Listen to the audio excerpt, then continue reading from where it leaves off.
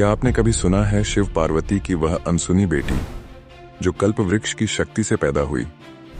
उसकी कहानी जानकर आपकी पौराणिक समझ बदल जाएगी, जिसे आज भी बहुत कम लोग जानते हैं।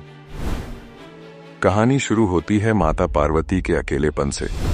वे भगवान शिव की भक्ति में लीन थीं, लेकिन उन्हें एक संतान की लालसा थी।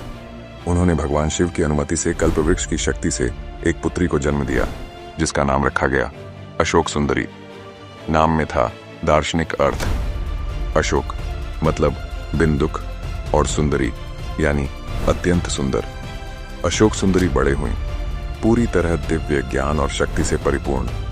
उनकी सुंदरता से नंदनवन के असुर हुंडा की नजरें टिकी। हुंडा ने उनसे विवाह करने की साजिश रची, पर अशोक सुंदरी ने उसकी नकाबपोशी को भांपकर उसकी चालाकी से ऊपर उठते हुए उसे श्राप दे दिया।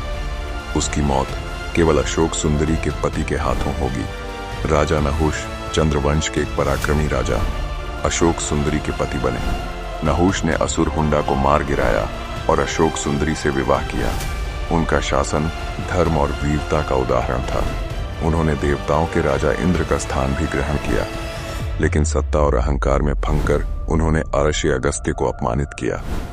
इस कृत्य के कारण अगस्त्य ने उन्हें एक भयंकर श्राप दिया।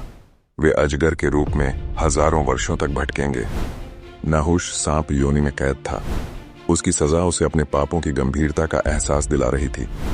ये श्राप न केवल उसका बल्कि अधर्म के लिए चेतावनी था। नहुष और अशोक सुंदरी के पुत्र ययाति ने एक विशाल साम्राज्य की स्थापना की।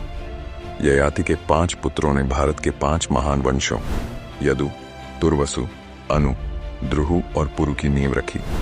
यदु के वंश में जन्मे भगवान श्री कृष्ण, जिन्होंने धर्म और न्याय की नई परिभाषा दी। कहते हैं महाभारत के समय जब भीम पांडव वनवास से लौट रहे थे, तब अजगर ने उन्हें रोका। उस अजगर राजा नहुष का ही रूप था, जो धर्म की परीक्षा ले रहा था। युधिष्ठिर के ज्ञान और न्याय ने नहुष को उसके श्राप से मुक्त किया। अगर आपको ये अनकही गूढ़ पौराणिक कथाएं पसंद हैं, तो चैनल सब्सक्राइब करें। आने वाली कहानियां आपके इतिहास की समझ को और भी गहरा करेंगी।